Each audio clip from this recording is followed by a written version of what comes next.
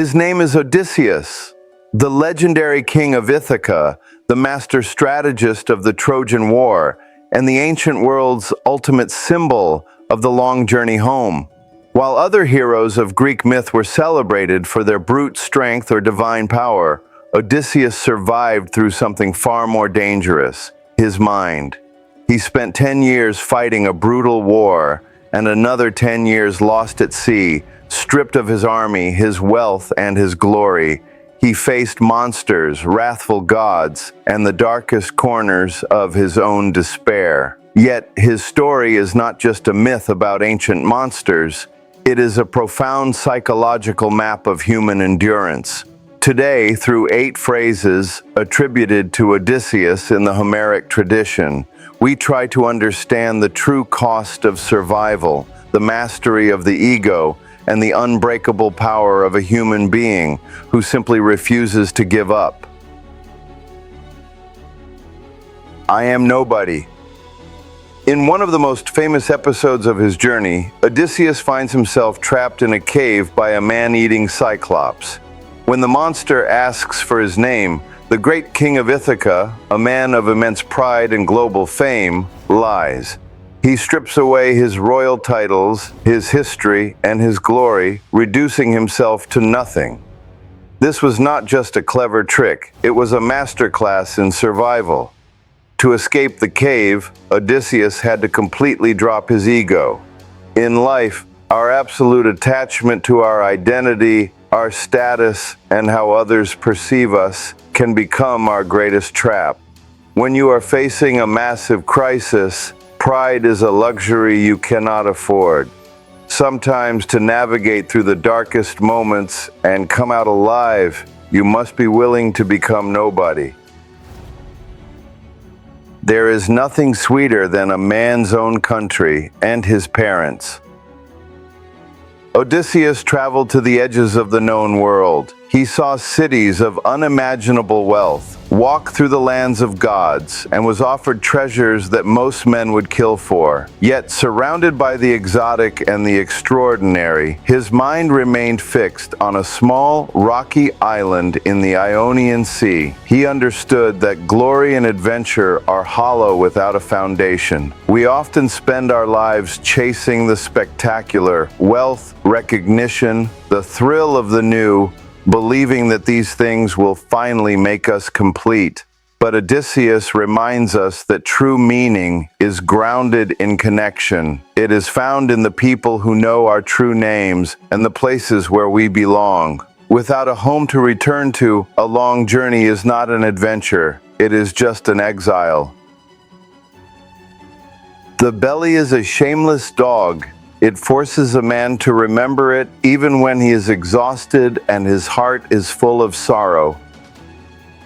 Washed ashore after a devastating shipwreck, stripped of his armor and his dignity, the great hero finds himself begging for a meal. In this moment of total vulnerability, he reflects on the humbling reality of the human body. No matter how noble your thoughts are, no matter how deep your grief or how high your ambitions, biology eventually demands your attention. Hunger, exhaustion, and physical need do not respect our tragedies. This phrase is a brutal reminder of our shared fragility. We like to think of ourselves as purely rational, spiritual beings in control of our destiny. But Odysseus teaches us humility. Before you can conquer the world or even heal a broken heart, you must first answer to the basic, shameless demands of your own survival.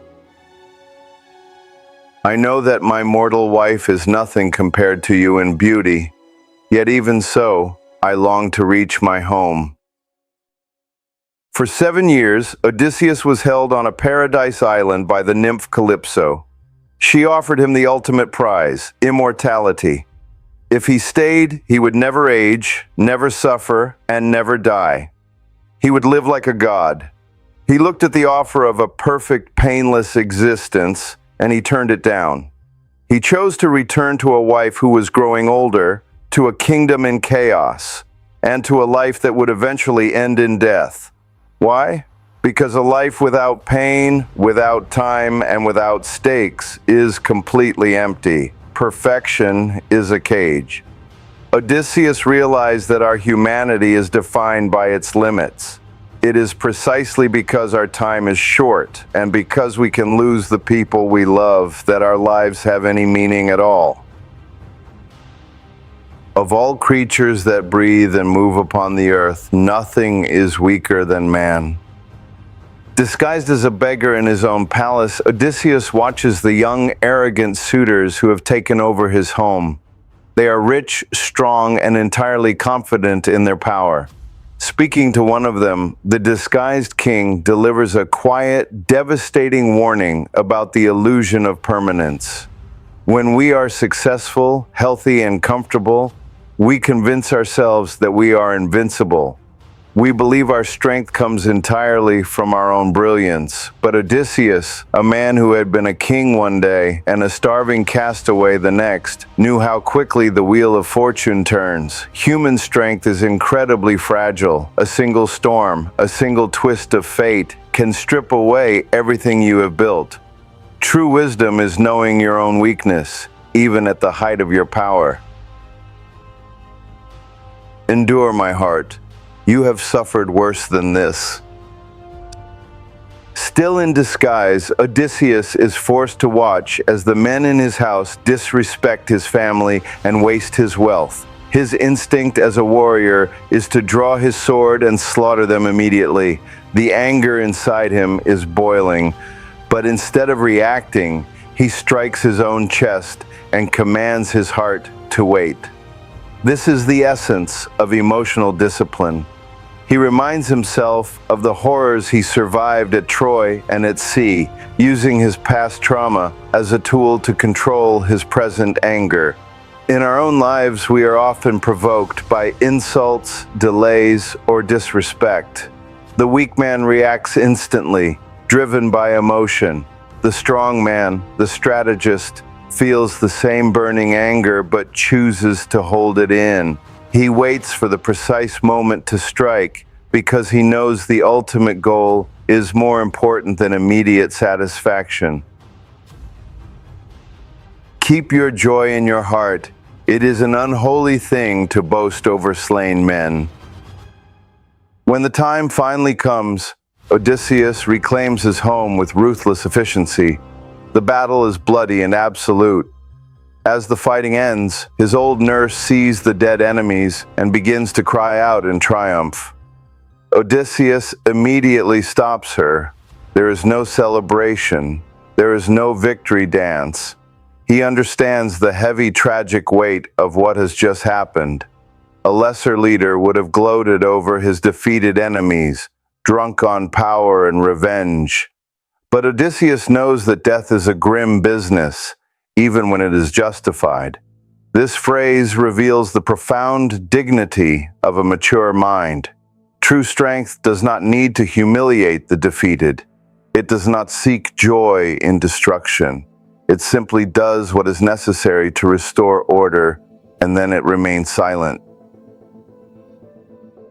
My heart is used to suffering.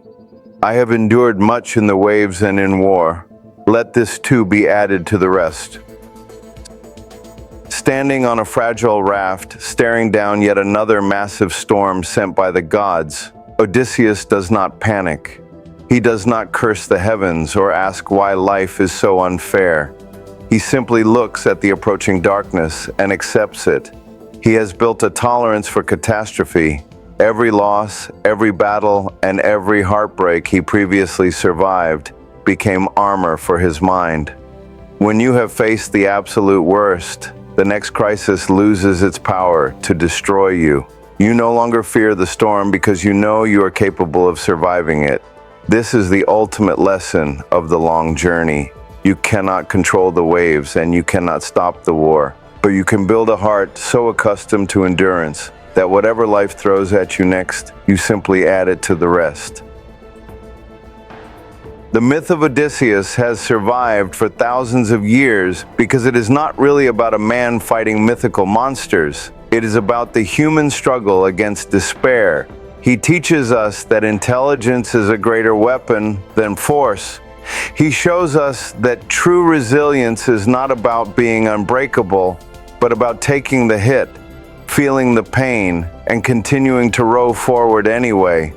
His journey proves that wealth, fame, and even the promise of immortality mean nothing if you lose your connection to the people and the places that make you who you are. We are all navigating our own chaotic seas, fighting our own silent wars. The question is not whether the storms will come, but who we will choose to be when they arrive. Subscribe to 8 lessons for more timeless wisdom from history's greatest minds, and remember, the longest journey is always the one that leads you back to yourself.